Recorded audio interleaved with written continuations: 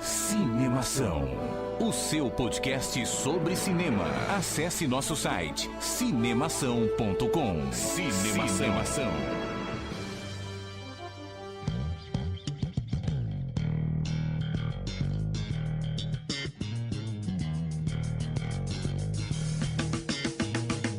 Seja bem-vindo ao podcast Cinemação número 61. Eu sou Rafael Arinelli e eu queria ver um filme dirigido pelo Mussum. Boa, Rafa. Aqui é o Henrique Risato e eu seria um bom diretor, assim como eu sou um bom açougueiro. E eu sou o Daniel Cury e eu descobri agora que os meus arquivos de áudio do computador são todos muçulmanos. Sabe por quê? Por quê, meu Deus? Eu me arrependo de perguntar. Porque eu não consigo converter nenhum deles.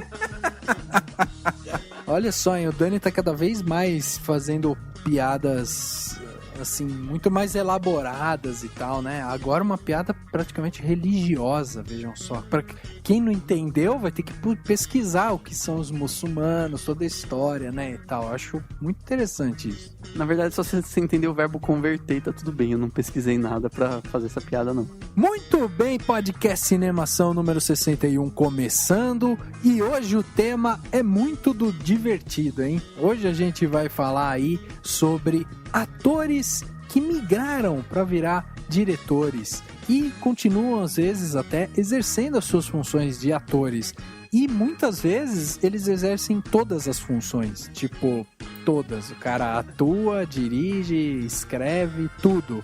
Então a gente vai falar hoje especificamente sobre esses atores que tiveram essa experiência de dirigir filmes, de dirigir curtas e tem esse lado de direção. Vamos começar então o podcast Cinemação número 61. Agora no Cinemação. Eu começo então. Repercussão. E eu me surpreendi com o filme. Repercutindo o que rolou durante a semana. Repercussão.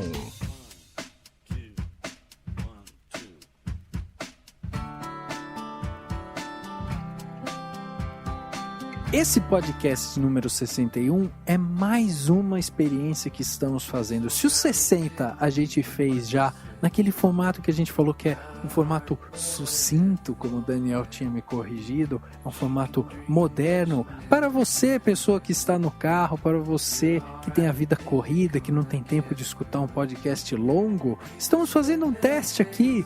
Entre conosco nesse meio de comunicação e se divirta aí com o podcast sucinto, com o podcast direto, um podcast dinâmico, um podcast muito bom. E Henrique, se essas pessoas que estão vindo escutar o podcast pela primeira vez, os caras estão vindo escutar, querem saber como entrar em contato com o Cinemação, quais são os caminhos? Bom, primeiramente tem que falar que a gente tá fazendo um podcast mais curtinho só pra eu conseguir ouvir inteiro, né? Que é sempre, Henrique, você ouviu o podcast?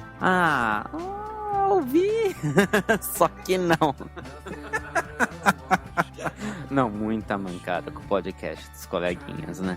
Mas beleza, se você aí quer ter mais contato com a gente, pode usar o Facebook, o facebook.com/cinemação, ou o Twitter, twitter.com/cinemação. Agora sim, para uma coisa bem direta mesmo, old school, é o e-mail, né? contato@cinemação.com. Ou então, se quiser tirar umas fotinhos desinibidas e mandar pro Daniel Cury, que é o solteirão do grupo, entra aqui no instagram.com/cinemação. Você vai ver várias fotos dele bonitão aqui, como só ele pode ser. Mas eu nunca estou de biquíni como você, se você for uma menina, pode mandar fotos. Porque eu não queria receber foto de homem de biquíni. Ouviu, Rafael? Muito bem, recado dado, hein? Na verdade, isso é uma indireta pro Rafael que tá gravando o podcast de biquíni com o biquíni da namorada dele, né? Coitada da senhorita Wendy. Ai, meu Deus do céu, quanta bobagem. Então, se você quer mandar recado, manda aí, tem todos esses meios de contato. E mais, você pode entrar no cinemação.com e acessar lá todo o conteúdo. Todo dia tem matéria nova, todo dia tem novidade sobre cinema. Entra lá, vê o que tem de bom, compartilha, curte, manda para todos os seus amiguinhos, ajuda a gente a crescer, pô. A gente não tá fazendo nada aí, tá escutando um podcast curto pra caramba, vai acabar de escutar, não vai ter nada pra fazer, dá um curtir lá, compartilha, é o mínimo que se faz, não é não? Eu acho que sim, e você, Dan? Eu acho que sim, acho que todo mundo tem que comentar pra falar se preferiu o podcast mais curto ou se prefere os podcasts mais longos. Porque quem faz o podcast aqui é você.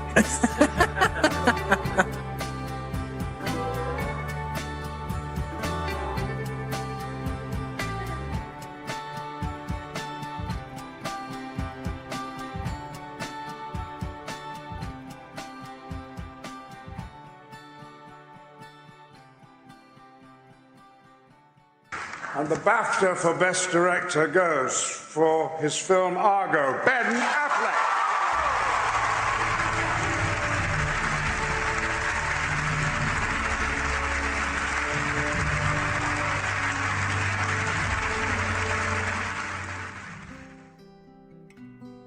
Cara, eu acho que o cinema é um dos mercados, um dos meios que mais proporciona o cara se autopromover, né, assim. A gente tem um monte de profissão e tal, que a pessoa ela pode tentar vender o seu próprio peixe, e aí ela tenta fazer lá as coisas para ganhar uma promoção e tal. Agora, o cara quando trabalha no cinema, se ele faz um filme, trabalha como ator durante um tempo e tal, se ele consegue fazer um bom networking, se ele tem lá uma produtora, o que acontece com frequência em Hollywood, né? Muitos atores começam a montar suas próprias produtoras. Aí o cara começa a fazer filme para ele mesmo, ou até dirigir filmes que ele acha que é o legal, e a produtora dele viabiliza aquilo ali para ele e tal. E a gente tem inúmeros exemplos disso. Eu queria começar lembrando aí do nosso glorioso Ben Affleck, ou também conhecido como futuro Batman bosta do cinema,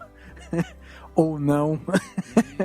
O Ben Affleck é um cara, um exemplo, né? É um ator que começou bem, teve bons papéis, fez roteiro, aí ele começou a migrar para esse lado, assim, vamos dizer, por trás das câmeras, né? E aí ele meio que largou a mão da parte de atuação, assim. Ele virou um ator, quase que um ator B de Hollywood. Aí o cara começou a filmar. E aí ele mostrou um talento que ele tinha, que as pessoas não estavam reparando nele atuando. E aí o cara, no último Oscar, aí foi premiado com o melhor filme. E ele acabou aí sendo coroado e tendo... Agora o nome dele ventila em grandes produções, né? Então é o que eu tava falando um pouco sobre autopromoção, né? Vocês acham que o Ben Affleck é um bom exemplo de um ator que vira diretor, vamos dizer, de sucesso? Cara, acredito que sim, porque pode ver o Argo, pra mim realmente foi o melhor filme do ano passado. Quando ele ganhou o Oscar esse ano, eu falei, nossa, era o filme que eu queria mesmo. E eu não acho que o Ben Affleck vai ser um Batman bosta. Pode gravar, deixe gravado, porque pode gravar o caralho, né? Você tá gravando podcast, porra, lógico que vai estar gravado esse negócio. Mas, eu tô falando, ele não vai ser um Batman ruim, não. Todo mundo vai se surpreender. Quanto à direção, tem que ver mais filmes. Eu não assisti O Medo da Verdade, nem o Atração Perigosa. Mas só do Argo, pra mim foi muito, muito bom, assim. Eu concordo também, eu acho que ele vai ser um bom Batman. E eu acho que ele é um melhor diretor do que ator. E eu acho muito interessante pensar nisso. Porque quando o cara passa por uma experiência de ator, longa ou curta, não interessa, ele sabe o que se passa com o ator, ele entende perfeitamente o que o ator tá sofrendo, como que ele compõe o personagem e tudo mais. Então, na hora de como diretor, eu acho que é muito importante. Não que um diretor precise ter sido um ator para ser um bom diretor de atores, mas eu acho que é uma passagem interessante. É mais ou menos que nem você pensar que tem alguns grandes empresários que entraram na empresa como, sei lá, office boy e foram subindo. Então o cara, como CEO de uma empresa, ele já passou por várias etapas. Ele foi office boy, ele foi trabalhando na produção, não sei, ou foi gerente, ou foi, enfim, alguma coisa lá, e depois foi CEO. Então isso é é uma coisa legal porque o cara entende o funcionamento todo, entende o todo. E no caso do diretor também funciona assim. Mas eu acho que uma coisa que, assim, a gente pode dizer, pelo menos pra mim, que chama muito a atenção, é que eu acho que os old schools, assim, vamos dizer, tipo Clint Eastwood e tal, são diretores que são atores e viraram diretores, mas os caras, eles têm, vamos dizer, um enredo mais completo. O que eu quero dizer com isso? Para mim, um dos que exerceu as duas funções com brilhantismo é o Charles Chaplin. O cara foi um ator fantástico e um diretor brilhante, assim. E não é todos que a gente vê dessa forma, né? Pelo menos dessa nova geração, assim, eu acho que a gente vê que o pessoal ainda tá se aquecendo um pouco. O próprio Ben Affleck, né? Ele não é um ator perfeito, ele não é um ator fantástico. Ele é um ator razoável, ele é um ator na média, assim. E como diretor, ele começa a se destacar. Então, o cara não tem um enredo de todas as partes de uma forma mais completa, a gente pode dizer, né? Agora tem o outro que me vem à mente, o Mel Gibson, por exemplo. O Mel Gibson é um cara que eu acho ele um ator bom também, mas, assim, ele foi muito bem como ator mais num tempo passado, né? E hoje eu acho que ele tem um peso maior, assim, como diretor. Então, eu não sei, mas a minha sensação é que o cara, quando ele migra para essa parte de direção, ele precisa amadurecer um pouco mais, né? Ele ganha. O primeiro filme ele ainda não tá totalmente familiarizado com essa função, aí o segundo filme ele começa a ganhar um pouco mais de malícia ali e tal. Então eu acho que o cara, ele vai, ou a mulher, né? Ela vai ganhando essa experiência, mas são poucos que conseguem unir os dois lados com brilhantismo. Eu concordo, e eu acho que a gente precisa primeiro entender que a gente está falando aqui de atores que tiveram uma carreira e aí em um determinado momento decidiram se tornar diretores, ou tinham essa vontade, mas nunca dirigiram e em um momento resolveram dirigir. Eu colocaria o Clint Eastwood e o Woody Allen, por exemplo, só para citar exemplo, como pessoas que são atores e diretores, ponto. Assim, eles não são atores que viraram diretores, ou não são, enfim, diretores que resolveram atuar. Não, são atores / diretores, eles são os dois.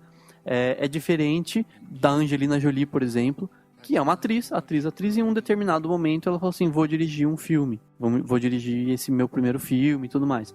Então acho que a gente precisa tentar entender isso, né? O Charlie Chaplin, ele era ator e diretor, ele não era um ator que em um determinado momento resolveu subir na carreira, se é que existe alguém melhor. Não existe uma graduação, mas se existisse seria isso. Então eu acho que a gente precisa só tentar entender essa diferença de caminho percorrido na carreira. A gente falou algumas vezes já do Clint Eastwood, que é um dos diretores que mais ganhou Oscar, né? Como diretor, né? A gente pode citar o Sobre Meninos e Lobos, o Menina de Ouro, Os Imperdoáveis. Pra mim, assim, você tem uns filmes dele, o Gran Torino, por exemplo, que ele atuou. Ele é uma prova, ou aquele Curvas da Vida. É uma prova, assim, que até hoje ele tá mandando muito bem como ator, e como diretor ele também faz o papel de forma formidável, que é a comprovação, são esses Oscars, a premiação máxima do cinema hollywoodiano. Então ele é um exemplo, junto com o Charlie Chaplin, que é o grande mestre, ele é um exemplo de que um cara pode ser bem nas duas formas. You know, I've been directing for about 10 years, and other things before that, and I've been thinking, I've been producing films and been involved in sort of the creating of films, not just acting, for a while now. I always think in terms of what the director needs, not just for this scene, but for the film. You'll understand that there's some scenes in this that you have to lose in order to win something in the end.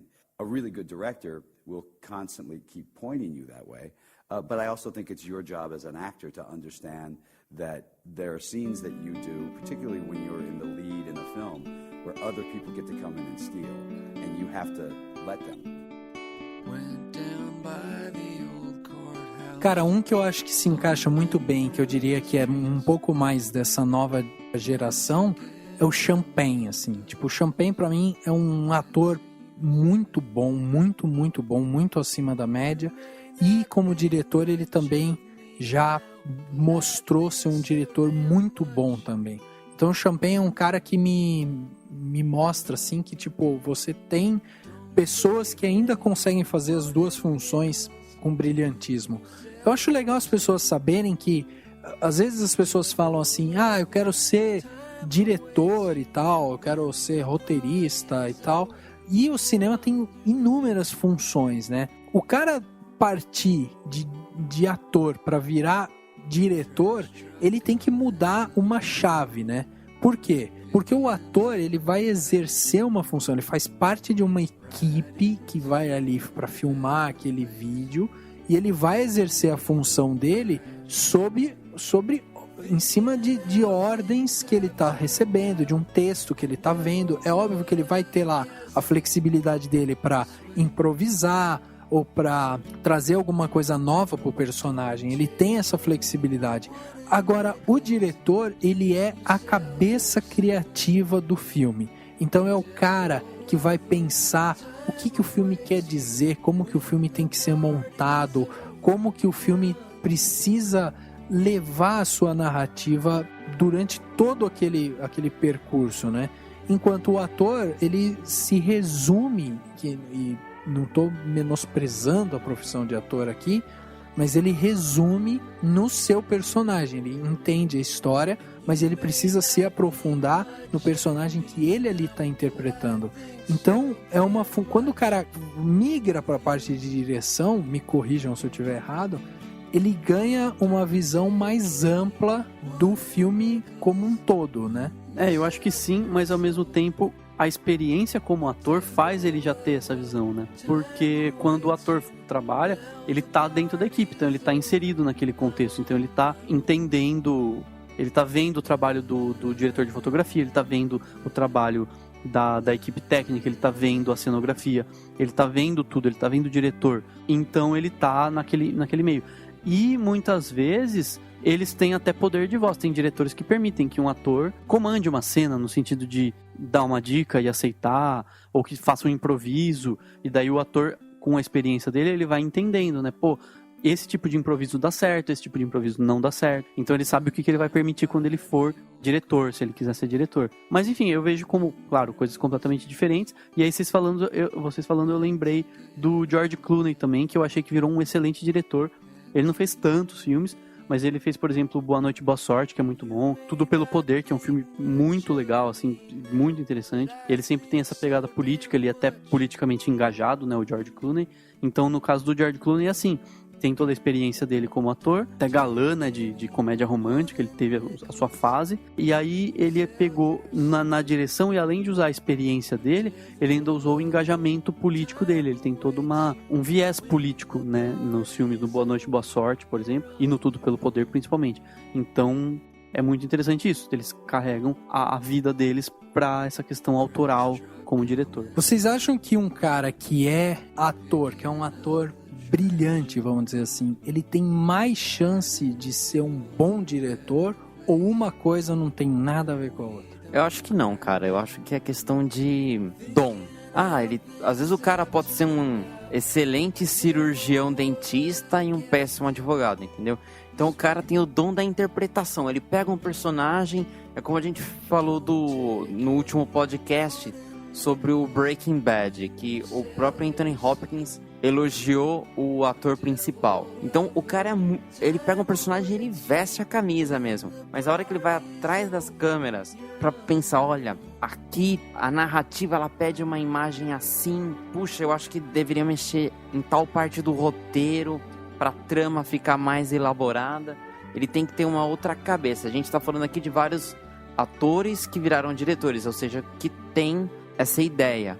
Mas nem todos os atores dariam bons diretores. Só um exemplo que me passou pela cabeça, assim. Eu não consigo imaginar a Fernanda Montenegro, por exemplo, dirigindo um filme, né? Ela é uma atriz espetacular, provavelmente a maior, mas pelo menos uma das maiores atrizes do Brasil. Sinceramente, eu não consigo imaginar ela indo atrás das câmeras e e comandando uma equipe de filmagem, assim, por exemplo. Então, só um exemplo, né? Eu acho que uma coisa não tem nada a ver com a outra mesmo. Pois é, você falou aí da Fernanda Montenegro, a gente pode citar como um dos exemplos de sucesso, né?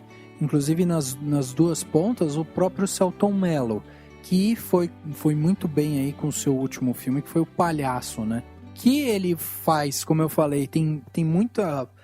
que eu acho que isso que é a autopromoção, né? O cara atua, dirige e escreveu, quer dizer, o cara tá completamente envolvido por aquela obra e ele tá ali, assim. E essa era uma outra pergunta que eu ia fazer pra vocês, assim. Quanto de peso tem o filme para esse ator que ele tá migrando para um filme que ele vai dirigir, né? Quanto de peso tem ele dirigir um filme que ele mesmo vai atuar, que ele mesmo escreveu e aí ele ainda vai dirigir? Tipo, isso facilita a entrada dele nesse mundo de direção? Eu vou responder citando um exemplo formidável. Sylvester Stallone. Quer alguém melhor para entender o público dele do que o cara que faz o filme? Tipo, ele dirige o filme e atua entendendo exatamente o que o público que vai assistir um filme de Stallone quer. Ou seja, o que ele dirigiu? Da franquia dos filmes do Rock, ele só não dirigiu o primeiro e o quinto filme. O Rambo, ele dirigiu o último, que foi o que renovou. O que renovou nada, porque o último foi uma bosta. Mas ele, tipo, do nada saiu um filme novo do Rambo, assim, entendeu? E mesmo os Mercenários, 1, 2 e 3, que ele também tá dirigindo. O que acontece é uma prova de que se o ator, ele conhece o que o público quer, ele consegue dirigir o filme e falar, o filme vai ser desta forma e ainda se divertir com os amigos dele brucutus dos anos 80 e 90. Bom, já que é pra cometer essa coisa esquisita de comparar Selton Mello com Sylvester Stallone, eu pensei numa coisa aqui. Na verdade, eu acho que a pegada, já que é pra fazer esse paralelo, é até interessante. O Stallone, a impressão que eu tenho é que ele tá no nicho, né? Ele falou assim, quer saber, vou ganhar uma grana, vou dirigir filmes do meu nicho, do mundo onde eu vivo, que é o filme de ação, descabeçado e tal. No caso do Selton Mello, eu enxergo como um processo. Ele provavelmente gosta muito de todas as etapas da produção e aos poucos foi sonhando em escrever o próprio roteiro, daí filmar, porque o que ele pensou pro roteiro é exatamente aquilo que ele queria e tal, e daí ele tem condição de dirigir e tudo mais. E aí ele vai colocando um pouco talvez a sensibilidade dele nisso tudo, né? Então eu acho que são duas pegadas diferentes e válidas, né? Cada um vai dirigir a partir de um nicho e o outro a partir de talvez de elementos intrínsecos a ele para poder fazer. No caso do Selton Mello, só para lembrar, ele está dirigindo agora uma série que chama Sessão de Terapia, que está sendo super elogiada, né? Ele não aparece, ele não atua, pelo que eu saiba, posso estar errado, mas pelo menos não com o personagem principal, e ele dirige muito bem. Eu adoro seriado, eu sou um espectador de seriados, então poder fazer um seriado assim, do início ao fim, foi um privilégio gigante, assim, com uma estrutura de produção muito bem cuidada, bem amparado tecnicamente, por grandes artistas e técnicos. Então está sendo, né, porque ainda estou aqui na última semana de filmagem, está sendo uma experiência muito, muito rica para mim, muito mesmo, assim, de trabalho dos atores, eu saio diferente desse trabalho como diretor. É um trabalho que me deu muito estofo. E já que é para falar de filmes de brasileiros, eu lembrei de dois aqui, assim, o clássico dos clássicos, Anselmo Duarte. Ele era ator, galã de novela, cinema e tudo mais. E aí ele foi ser diretor no final da década de 50, então ele já tinha uns 10 anos de ator, pelo menos. E aí ele dirigiu, tipo, O Pagador de Promessas, que foi o único filme brasileiro a ganhar o Festival de Cannes, né, a ganhar a Palma de Ouro. E tem também o Paulo Betti, que ele dirigiu um filme só, que é o Cafundó. Ele é um grande ator, assim, ele tem muitas atuações boas, inclusive no cinema. Ultimamente ele tá denirizando, né, que nem disse a mim, tipo, Casa da Mãe Joana, umas coisas horripilantes. Mas ele dirigiu o Cafundó, que se não é um grande filme, tem méritos interessantes, tem questões interessantes para se ver. Então, eu lembrei do Paulo Betti também. Eu acho que, mais até do que qualquer coisa, eu acho que quem é ator e vira diretor, o cara ganha pelo menos naquela parte de experiência, de saber o que o ator passa, né? Então eu acho que em termos assim dele guiar o ator durante a cena e tal, ele vai ter mais afinidade ali, naquela condução. Quando a gente fez o podcast sobre a Kathryn Bigelow, ela falou que para ela dirigir era ter um elenco bom, né? É saber escolher bem os atores, né? E eu acho que isso é uma coisa muito presente para quem é diretor, para quem é ator e quer virar diretor. Porque o cara, ele tem aquela afinidade, quer dizer, se o cara, sei lá, tá com um bloqueio criativo na hora, ou se ele tá seguindo muito, assim, a fala, não tá colocando lá ele presente na cena, o diretor, quando ele já foi ator, ele consegue ter um pouco mais dessa sensibilidade de falar, ó, amigo, calma, faz assim, faz assado, já tentou fazer assim. Aí o cara pode até demonstrar, né, um pouco, ó, me dá aqui o papel, deixa eu fazer. Agora você imagina quando o cara não tem nada de atuação.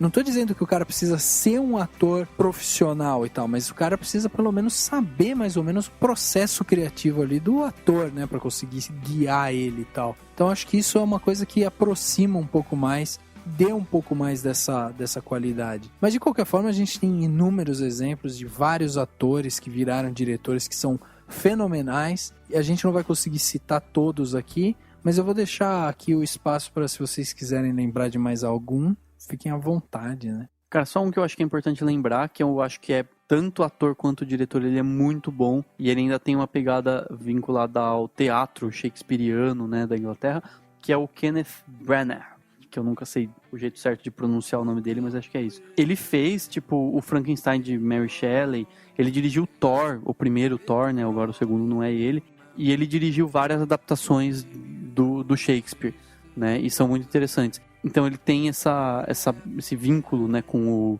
o teatro britânico, as raízes, que é mais raiz que Shakespeare, né, e eu acho que ele é um bom ator, ele é um ator muito interessante, e daí ele varia muito, tem filme que ele atua, e tem filme que ele só dirige e não atua nada. Acho que um ator-diretor que vale a pena falar é o Tom Hanks, que tem um filme que eu curto pra caramba, que foi o primeiro que ele dirigiu assim, longa-metragem, que é o The Wonders, O Sonho Não Acabou, que por muito tempo achei até que era uma banda de verdade, depois que eu descobri que não, que era o filme, e o Tom Hanks, ele atua também nesse filme. E um outro que ele também foi diretor foi o Larry Crowe, O Amor Está de Volta. Esse daí eu não assisti. Mas, meu, The Wonders, Do That Thing You Do, tipo, todo mundo gosta de dançar. Mas fala aí, ia ser muito da hora ver um filme dirigido pelo Mussum, né? Cacildes!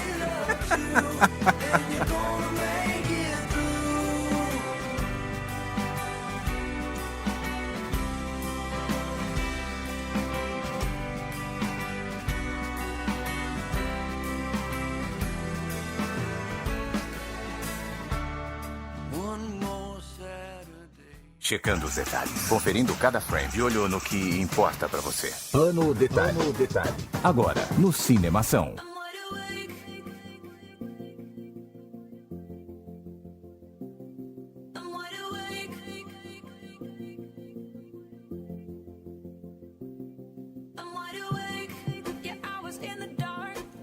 Plano Detalhe da Semana, o quadro que o Henrique mais gosta dentro do podcast do Cinemação. Ele fica ansiosíssimo para chegar a essa hora. O cara, às vezes, nem fala direito durante o podcast, porque, na verdade, ele tá buscando o plano detalhe dele. É uma busca constante pelo plano detalhe perfeito. É incrível a fixação que ele tem pelo quadro.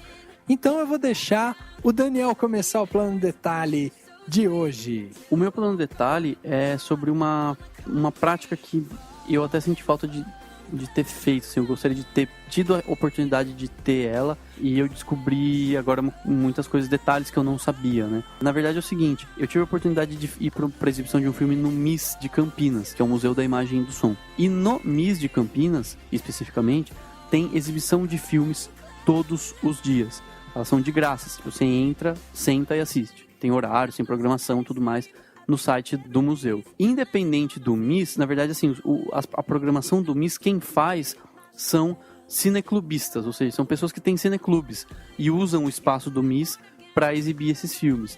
Porque o cineclube nada mais é do que um grupo de pessoas que faz programação de cinema, geralmente de filmes que não chegam no mercado comercial, ou que tem uma temática política, ou que tem uma temática social que eles queiram exibir, ou que contem a história do cinema, etc. Então eu acho que, na verdade, o meu plano de detalhe é o seguinte: se você não tiver a oportunidade de participar de um cineclube ou de ir a algum cineclube específico, procure saber na sua cidade se tem exibição de filme gratuito. Tem muita cidade, principalmente as cidades médias e grandes, que tem exibição gratuita de filme. Em Sesc, MIS, né? Tem MIS São Paulo, tem MIS em um monte de lugar. Cada cidade tem as suas ONGs, bibliotecas comunitárias, museus, etc., que tem exibições gratuitas. E elas são muito interessantes porque, além de mostrar filme que você não vai encontrar em qualquer lugar, elas geralmente têm debate depois. Ou, pelo menos, no mínimo, você vai conhecer pessoas que estão lá a fim de bater papo, de conversar sobre cinema, de debater o filme, etc. Então, eu acho que essa é uma prática muito interessante para quem realmente gosta de cinema e quer enriquecer. O podcast é um deles, e o cineclube da sua cidade, ou que você pode até montar, é outra prática também muito importante. E daí, só para ficar a dica do site, tem o site cineclubes.org.br, que é o site oficial do Conselho Nacional de Cineclubes. Então fica a dica para todo mundo. Cara, o meu plano detalhe aqui é um detalhe mesmo que eu queria só ressaltar, porque recentemente o Tom Hanks deu uma declaração dizendo que ele gostaria de viver um super-herói ou um super-vilão no cinema, mas ninguém nunca chamou ele para algum papel dentro desse gênero, né? E aí eu pergunto, por que não chamaram o Tom Hanks? Tipo, é o Tom Hanks, o cara vai fazer o papel bem feito, tipo, chamem o Tom Hanks. E aí, quando ele fez essa declaração, obviamente, né, já linkaram ele a que filme? Ao único filme que todo e qualquer artista está sendo vinculado agora, Superman vs Batman. Então, chegaram a cogitar a possibilidade do Tom Hanks fazer um papel de um personagem que se chamaria Mr. Fan, que é um assassino de meia-idade que mata suas vítimas com um taco de golfe. E aí o que acontece? Esse personagem, ele tem muita ligação com o Batman, mas ainda não confirmaram se vai ter alguém dentro do roteiro que vai ter esse personagem, né? Então, assim, cara, meu plano detalhe é: chamem o Tom Hanks para fazer algum filme de herói, nem que seja para fazer um super vilão. E plano detalhe 2 é: parem de ficar sugerindo pessoas pro Super-Homem versus Batman. Tipo, vamos esperar, né, os atores começarem a ser confirmados. Vamos esperar. Tipo, já até falaram de Justin Bieber pra viver o Robin. Tipo, é muita estouração de cabeça e chute no saco isso daí. Então parem. Esqueçam Superman versus Batman. Esqueçam e chamem o Tom Hanks pra alguma coisa. É isso aí. Coitado do Tom Hanks, né? E não chamem o Nicolas Cage pra mais nada. Não gostei da piada.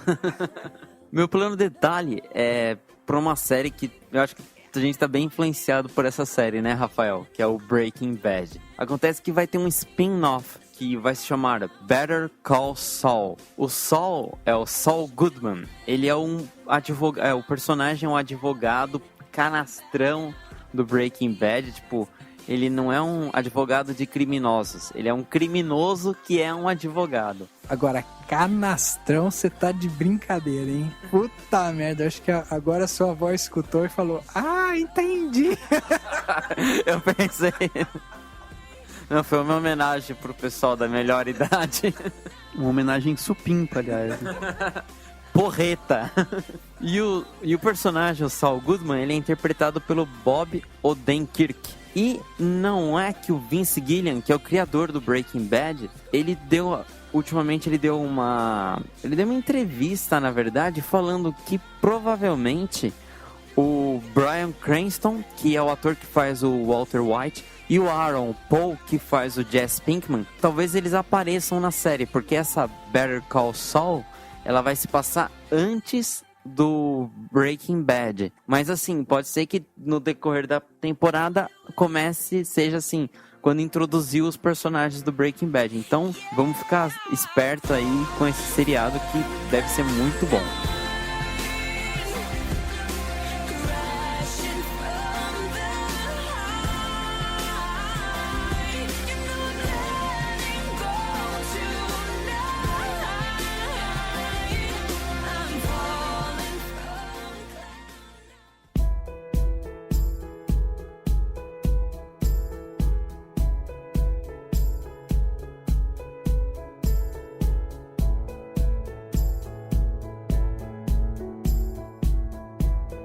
Chegando ao final de mais um podcast agora, o podcast Cinemação número 61.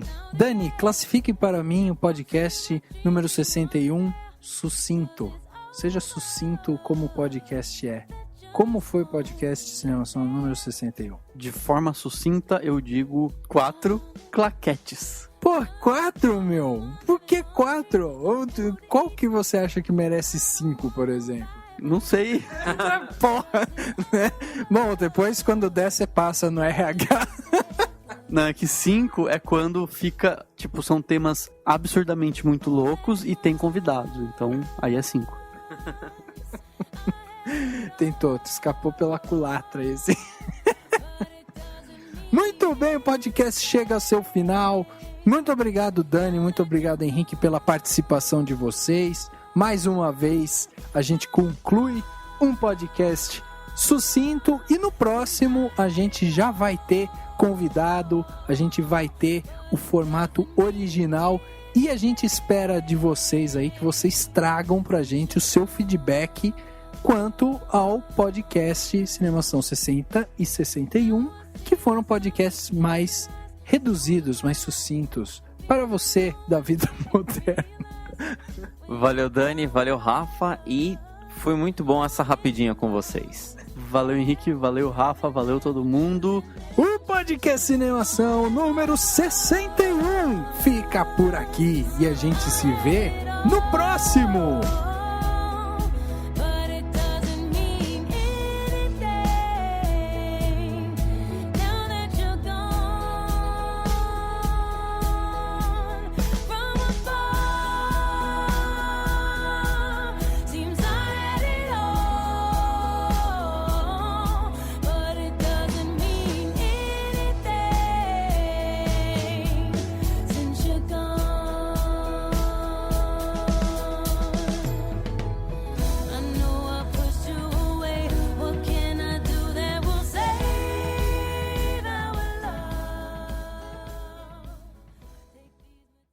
Ação.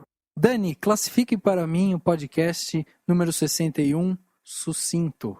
Seja sucinto como o podcast é. Como foi o podcast Cinemação número 61? De forma sucinta, eu digo 4 claquetes. Claro. 4 claquetes. Eu não tô conseguindo falar. É o sono. 4 claquetes.